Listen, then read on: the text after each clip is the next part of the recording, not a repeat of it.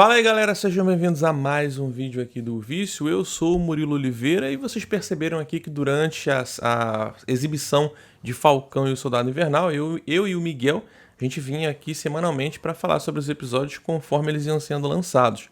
Mas agora a gente está aqui com o Bruno Gomes para falar sobre a série como um todo, sobre a temporada, enfim, toda a série completinha. Agora a gente vai poder falar sobre ela, analisar do início ao fim, prós, contras, a nota que a gente dá, o que a gente tirou de positivo, de negativo. Enfim, começando pelo Bruno, né, que não participou das nossas análises dos episódios aqui, e agora ele vai poder falar de fato sobre a série. Qual é o seu... O que você tirou dessa série, Bruno? Qual é o saldo pra você? Acabei não participando, né, das análises por motivos de horário, né? Porque os caras aqui gravavam a análise logo depois que o episódio saía, pô, não dava pra acompanhar, Tem que não. ser, tem que ser. Mas, cara, eu gostei muito da série, né? Eu acho que eu sou até um pouco suspeito pra falar, porque ela seguiu a fórmula do meu filme favorito da Marvel, que foi o Capitão América: O Soldado Invernal, de 2014. Ela é muito parecida com esse filme, assim, em tom e abordagem, e isso eu achei muito bom. E é até curioso pra gente comentar que quando a Marvel anunciou todas essas séries, nessa primeira leva de séries, o que a gente pensava? Que WandaVision seria aquela que seria a mais ousada, que seria aquela que chegaria assim abrindo uma porta diferente para a Marvel no seu universo, com novas ideias, com a questão do multiverso, talvez, Doutor Estranho e tudo mais, e que Falcão e o Soldado Invernal seria aquela até menos interessante, justamente porque seria muito parecida com o Soldado Invernal, com o filme, seria muito parecida com Guerra Civil e tudo mais. Só que isso não acabou acontecendo. Na minha opinião, dentro ali das suas proporções, o Falcão e o Soldado Invernal, ela consegue ser mais ousada e mais corajosa até do que WandaVision. WandaVision, na minha opinião, diante de todas as expectativas que tinham dela, foi uma série até bem assim, não seguiu nada, nenhuma teoria, nenhuma coisa assim mais elaborada, foi bem simples. E o Falcão e o Soldado Invernal trouxe mudanças importantes para diferentes personagens, trouxe um desenvolvimento maior, né, para o Sam, para o Bucky, isso eu achei sensacional, e sem contar que soube, né, equilibrar muito bem as cenas de ação em todos os episódios. Eu gostei muito, achei muito boa. Fico na dúvida se vai ter uma segunda temporada, especialmente agora que nós tivemos, né, o anúncio do Capitão América 4, que vai ser o Anthony Mackie como protagonista, e eu achei isso também muito bom, porque é uma forma de você mostrar aqui, ó, não é porque mudou o Capitão América que a importância dele diminuiu, né? Porque de uma certa forma, se você continua a história do Capitão América numa série ao invés de um filme, sempre vai ter aquele que vai falar, pô, mas então o Steve Rogers merecia um filme, mas o Sam Wilson merece uma série. Então eu achei muito inteligente isso por parte da Marvel. Assim, falando sobre um pacote geral, aquilo que mais me decepcionou nesses 6 episódios foi a vilã, né, a Karli Morgenthau. Não achei ela tão interessante assim. A conclusão dela no último episódio também não foi muito boa, mas é o que a gente vai acabar comentando um pouco mais tarde nesse vídeo. E o Miguel? Miguel, eu já sei mais ou menos a opinião do Miguel. Cara, eu gostei bastante da série. Como a galera que já deve saber, até quem acompanhou a nossa série de análises aqui, a gente fez, eu acho que fez os 6 episódios dessa vez, né, Murilo? A gente não pulou Foi, nenhum que dessa nem o vez foram... WandaVision, que a gente pegou no É, meio ali. Mas dessa vez, todo mundo que acompanhou aqui já deve saber mais ou menos aí. Gostei muito, gostei principalmente do Sam e do Bucky. Eu gostaria, depois que assim, a gente terminou a análise aqui, eu ainda fiquei pensando, eu gostaria que tivesse um pouco mais, talvez um pouco mais de um final mais legalzinho ali pro Bucky. Eu sei que tipo mostrou o que aconteceu, o que já é satisfatório, mas de toda forma eu achei que realmente ficou um pouquinho apressado para o Bucky a resolução do problema dele. Já gostei bastante do desenvolvimento do John Walker, né, que foi uma coisa que eu já tinha elogiado aqui, que eu achei muito legal.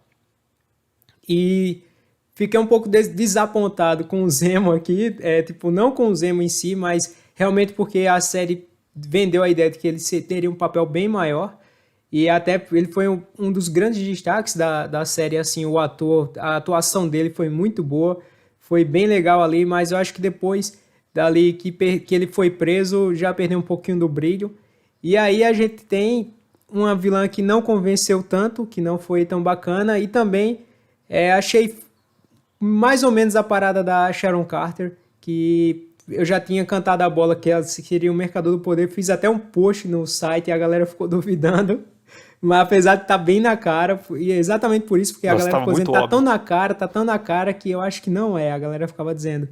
Só que aí acabou sendo, o Murilo tem uma teoria interessante sobre isso também, que a gente vai falar hoje, que eu sei que ele já mandou uma mensagem no meio da madrugada.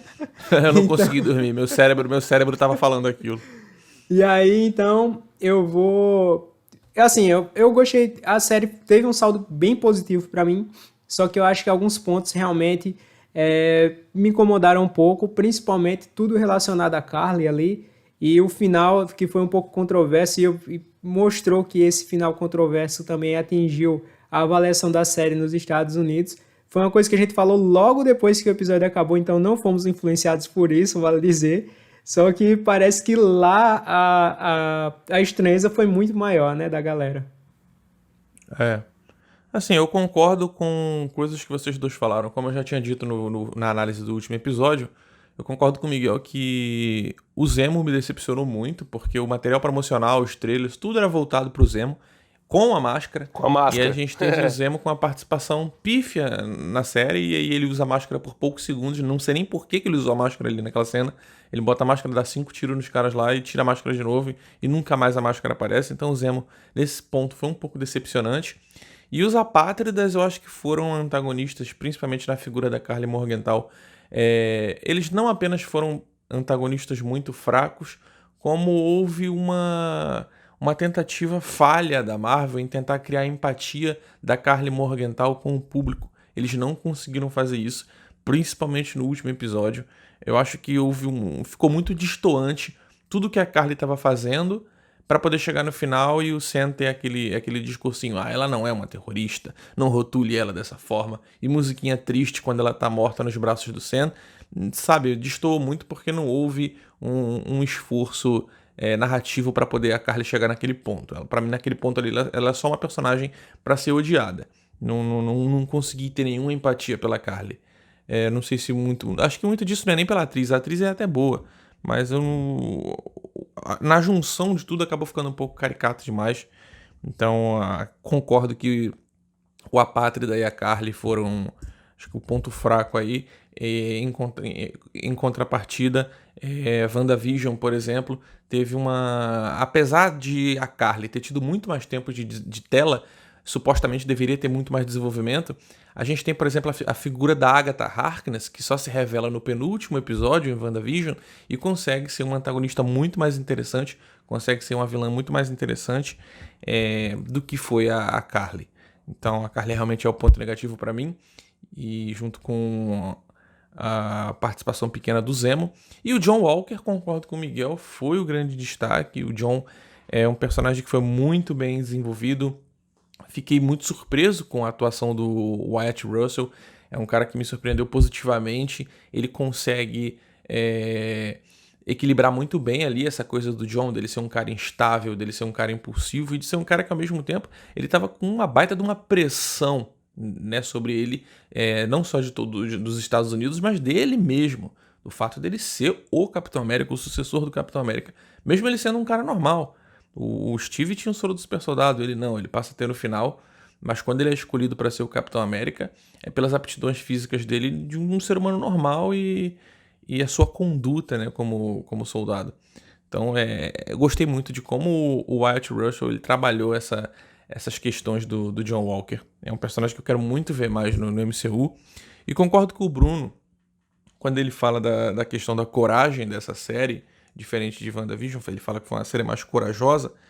E eu acho que vai muito além de tipo de coisas dentro do MCU. É uma coragem que vai muito além disso. Reverbera aqui fora pra gente.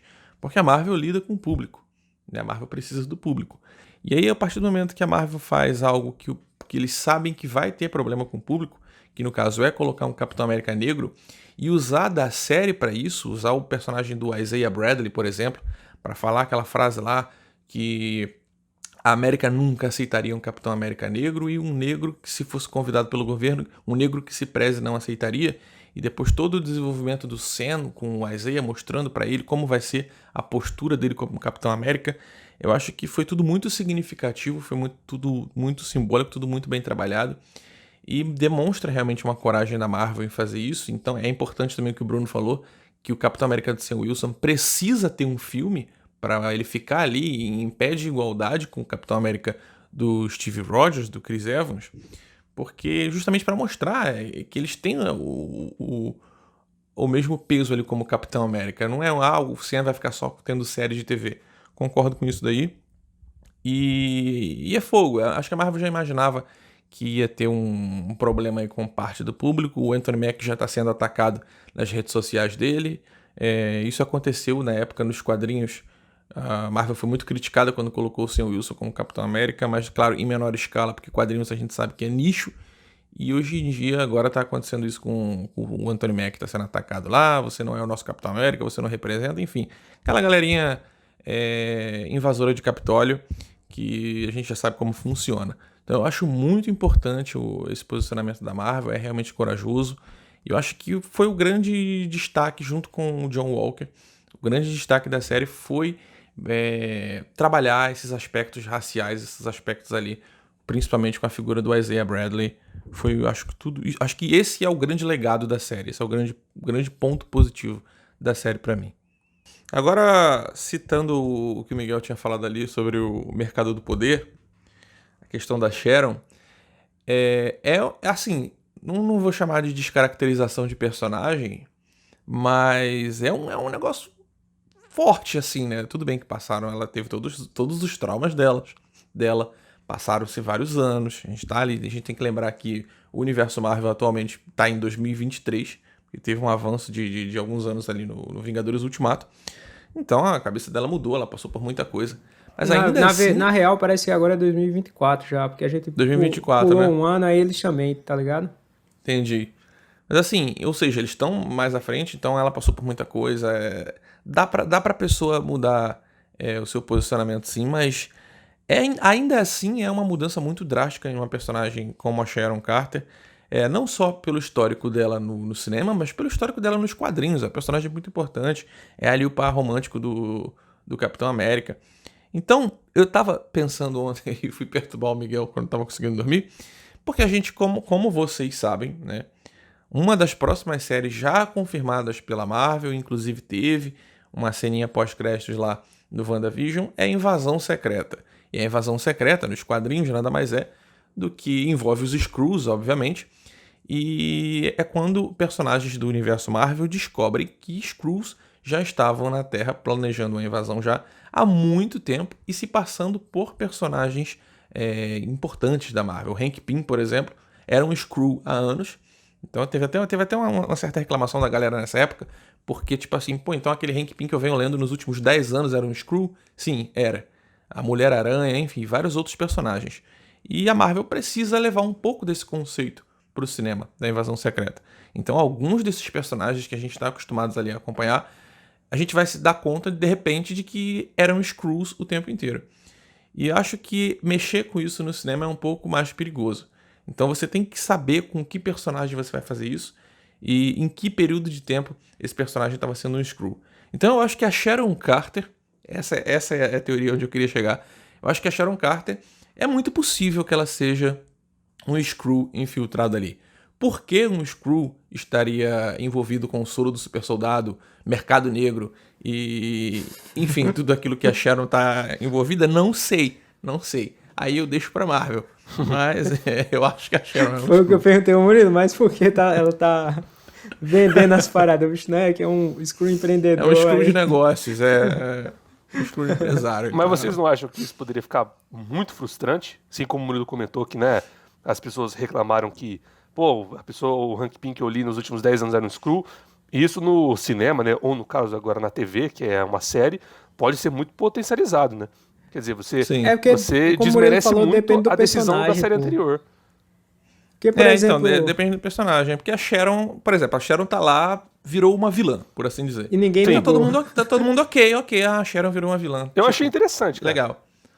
Então, ninguém ficou puto, entendeu? Agora, se você pegasse, por exemplo, o Buck e vilanizasse ele agora do nada, a galera ia ficar, calma aí, velho, o que vocês estão fazendo? Então, acho que depende muito do personagem. Eu acho que os personagens que vão ser Skrulls, eu acho que vão ser personagens assim que a galera não vai dar tanta importância. Eu acho que a Sharon se encaixa bem nesse perfil. Eu acho assim, eu acredito que Invasão Secreta tá chegando, então, tipo, a gente já teve ali uma piscadela pra Invasão Secreta em WandaVision, né, no final, que apareceu a Skrull lá, falou pra Mônica que ela tinha que subir lá pra falar com os caras, e aí Invasão Secreta tá se aproximando, já foi anunciada a série e tal, a gente deve chegar aí, deve ter algumas coisas aí nos personagens, só que aí eu me pergunto se tipo vai ser se esse vai ser o grande evento ali, porque se realmente isso estiver acontecendo, for o grande arco das séries Marvel ali, aí eu acho que faz sentido mesmo, porque, por exemplo, se a gente for pensar, seria a cena pós-créditos de WandaVision e essa aí seriam relacionadas à invasão secreta, e aí isso se confirmaria em Loki se a gente tivesse alguma cena de Skrull lá também. Tem uma cena do Loki lá, que tem um Skrull aparecendo na TVA. Então, tipo, pode ser, sim, que a gente tenha alguma nova informação, alguma nova pista. Mas eu acredito que, tipo, assim como a Marvel fez nos cinemas, ela já entendeu que ela precisa fazer um grande arco para que as coisas se conectem, que as pessoas fiquem animadas para pegar ainda mais a cada produção, né? Então, tipo, no começo ela vai dando de passinho em passinho e depois o negócio vai ficando mais evidente. Não dá para esperar só que a gente vai ver essas histórias expandidas nas séries, porque é interessante, mas tem que ter alguma coisa a mais para chamar a galera e até para que o povo fique ligado. Então, tipo, eu acredito sim que a gente vai ter um grande arco ali entre as séries e deve ter alguma coisa. E talvez Invasão Secreta seja esse grande arco. Que eu acho que vai ser diferente do que vai acontecer nos cinemas. No cinema a gente vai começar a nova fase vai estar para iniciar de verdade. E eu acho que não vai ser o mesmo arco que vai ser dentro das séries, entendeu? Até porque, tipo, tem aquela diferenciação, né, entre série e cinema. Então, tipo, eu fiquei pensando ainda nessa teoria do Murilo. No começo eu achei viajado. Mas realmente eu acho que, tipo, partindo do ponto que fosse um grande arco ali, e como já teve a cena pós-créditos de WandaVision ligada à invasão secreta, então eu acho bem possível agora. Eu acho que, sei lá, eu tenho fé nesse negócio aí. Porque se você for substituir só pequenos personagens ali, né? Tipo, pequenos entre aspas, personagens que tiveram algum peso, mas que vão fazer vão fazer alguma diferença ali, eu acho que, tipo, eu acho interessante. A Sharon ninguém vai ligar, se trocar outro carinha ali, por exemplo, sei lá, um dos amigos do Homem-Formiga também ninguém vai ligar no final. Agora, voltando à série, uma outra coisa, assim, falando que eu até comentei sobre isso na análise, mas eu queria do último episódio, mas eu queria saber a opinião do Bruno. É que, tipo assim, a série, pra mim, pelo menos, acabou sendo exatamente aquilo que eu tinha já falado que eu achava que seria, a gente tinha conversado sobre isso, que no fato, eu não chamaria de filler, mas no fato é aquilo, né? O Kevin Feige já falou que ele quer que as pessoas que só assistam os filmes no cinema, que essas pessoas não tenham a obrigação de assistir a série. E essa série do Falcão e o Soldado Invernal, ela se encaixa muito nisso, porque o Steve Rogers entrega o escudo pro Sam lá no Vingadores Ultimato, no final. Então a gente já sabe que o Sam seria o novo Capitão América. Então, pra quem não assistir essa série e for assistir o Capitão América 4 quando ele chegar aos cinemas, vai estar de boa, entendeu? Vai entender perfeitamente. Ok, o Steve entregou o escudo pro Sam lá naquele filme e ele é o Capitão América aqui agora. Não existe a necessidade, de fato, do cara assistir esses 6 episódios de 50 minutos para ele entender como o Sam entregou o escudo, desistiu, e depois o escudo veio parar de volta para ele, aí ele aceitou o legado do Capitão. É mais mesmo um complemento, assim, pra galera. Então eu acho que... Eu tava até falando com o Miguel que eu acho que uma coisa que eu quero ver para as próximas séries da Marvel é algo com muito mais peso, sabe? E não apenas algo que se encaixa ali entre uma coisa e outra. É algo que eu quero ver mais isso nessas futuras séries da Marvel ainda.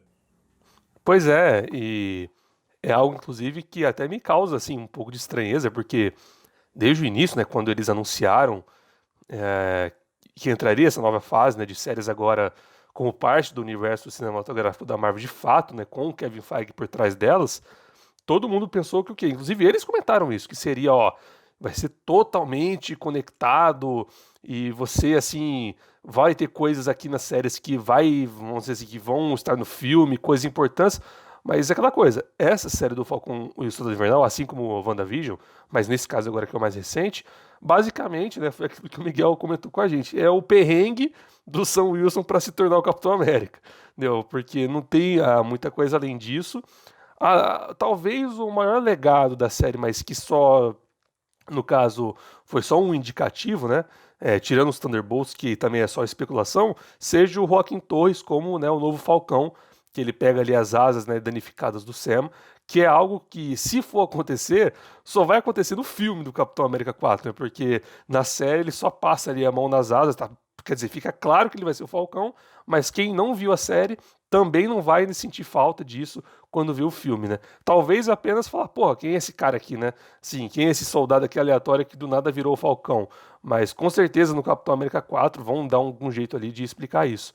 Mas eu também acho curioso como que essas séries elas estão ali servindo mais como cobrir algumas lacunas, né? E não necessariamente criar alguma raiz, né, para um filme. Então, vamos ver como é que vai ser na Mulher Hulk, porque vai ter, por exemplo, o retorno do Abominável, né, que eu acho bem legal, como que vai ser no Cavaleiro da Lua, porque, por enquanto, as séries são apenas cobrindo lacunas, e não necessariamente criando alguma raiz para o cinema. Uma outra coisa que eu percebi também é que, por exemplo, o WandaVision, pra mim, fez todo sentido aquilo ser uma série, porque cada episódio ia homenageando um período das séries de TV e tal. Tinha todo aquele formato de sitcom. Então, achei que o formato episódico foi muito interessante. Mas aqui em Falcão e o Soldado Invernal, se você der esses episódios, que são episódios longos, são 6 episódios de quase 1 hora, mas mesmo assim, se você der para um bom editor de cinema e falar assim, ó, transforma isso aqui num filme de 2 horas e 20, ele faz tranquilamente, entendeu? Acho que daria até para cortar a participação do Zemo totalmente e não faria diferença, de certa forma. Então, dava pra fazer um bom filme, hein? Dava, eu acho que encaixaria como um filme, você não acha, Miguel? Que acaba tendo muita gordura ali. Eu acho que encaixaria bem como um filme ali. Tem muita coisa assim que, tipo... o que eu gostei praticamente, assim, WandaVision, eu acho que perdeu muito tempo nos episódios iniciais. Dava pra ter resumido muito bem aqueles 2, 3 episódios, eu acredito, que, tipo, dava pra ter sido um só. Então, eu gostei muito mais de Falcão e Soldado Invernal por ter só 6 episódios. Ainda assim, a gente teve alguns momentos ali que foram desnecessários, por assim dizer. Como, por exemplo, uma coisa que eu falei que foi aqui, um caso mais recente foi esse começo do episódio 6, que é uma perda de tempo, sendo sincero ali. Eu sei que é para mostrar um pouco do uniforme do Falcão, do Capitão América, só que, tipo, perde muito tempo ali em uma coisa que não tem... Lutando com o Batroc. Que ele tá lutando com o Batroc. Perde muito tempo ali e não tem nenhum tipo de função dentro do episódio, né? Tipo, o Batroc depois aparece lá embaixo e a Sharon dá um tiro nele e tal. Mas não tem muita coisa ali. Eu acho que ficou desnecessário. E tipo, isso acontece em outros episódios também. A gente vê algum tempo perdido ali. Eu acho que teve um controle muito melhor nos 2 primeiros episódios de Falcão e o Soldado Invernal. Ali, praticamente tudo era referência, tudo era ecoando alguma cena que já teve no universo cinematográfico da Marvel. E até eu falava com o Murilo, eu achava bem incrível isso. Agora, WandaVision, por outro lado... acho que foi a campeã de cenas desnecessárias, porque, por exemplo, aquela cena do Visão com chiclete, que ele engoliu o chiclete, toda aquela sequência do chiclete, bicho, aquilo ali me deu uma agonia, porque aquilo aqui não precisava de jeito nenhum, tá ligado? E aí, tipo, eu gostaria que nas próximas séries tivesse menos desse tipo de cena. Eu sei que, tipo, que é uma coisa normal, mas que eu com certeza seria mais feliz se tivesse menos episódios, mas que os episódios fossem melhor aproveitados, entendeu?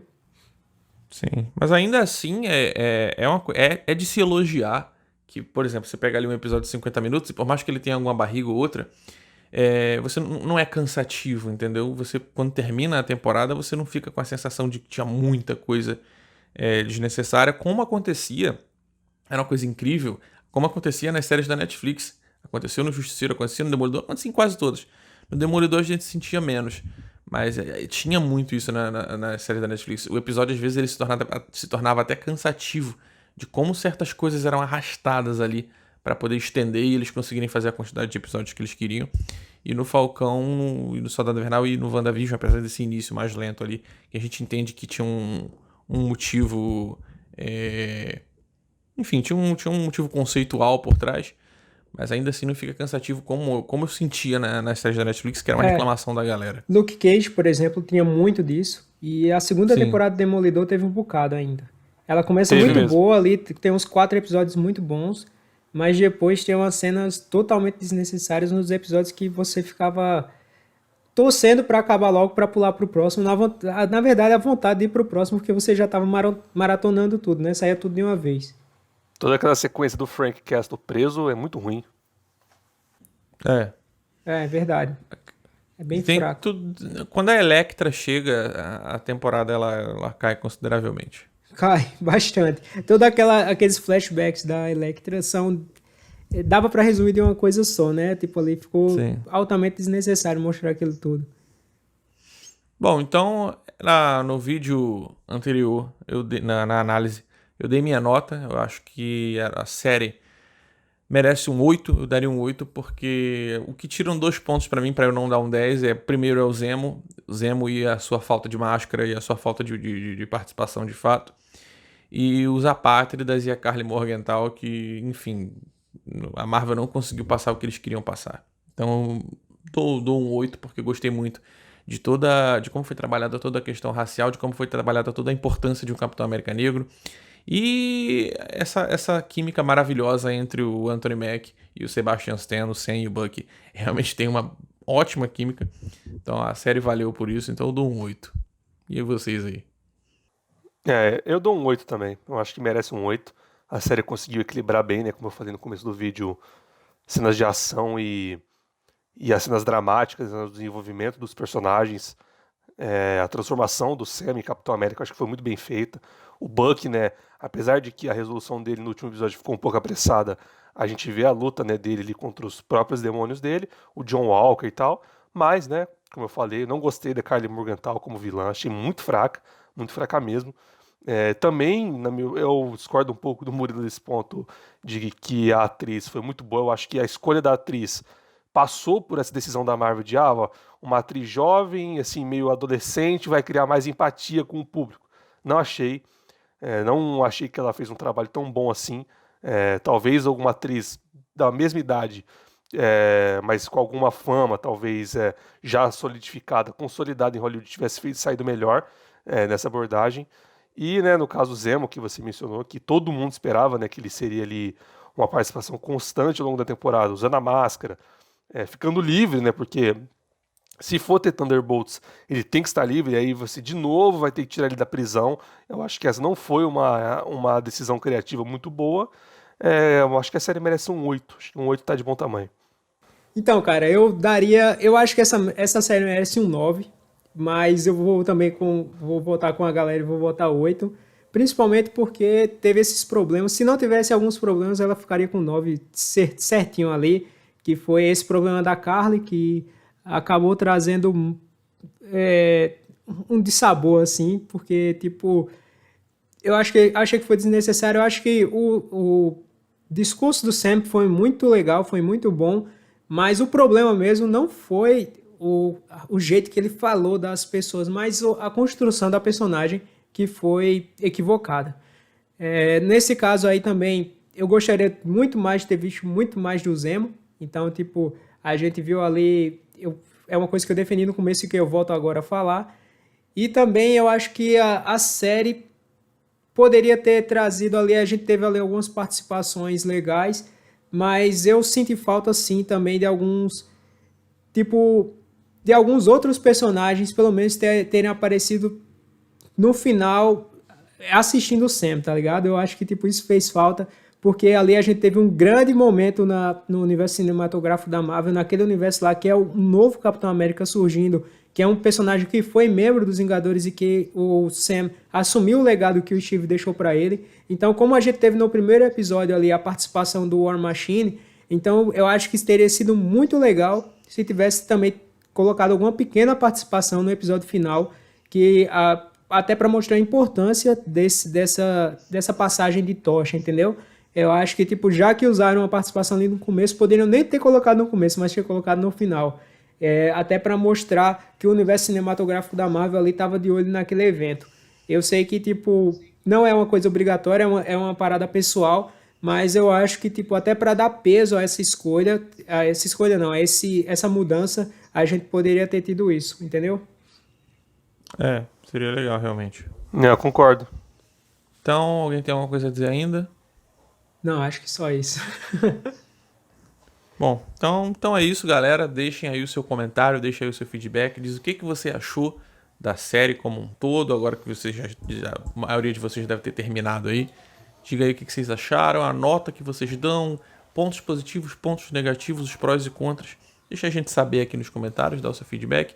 Deixe o seu like também, se inscreva no canal se você não for inscrito, clique no sininho para receber todas as nossas notificações porque tem vídeo novo aqui todo dia e acessem o nosso site ovicio.com.br.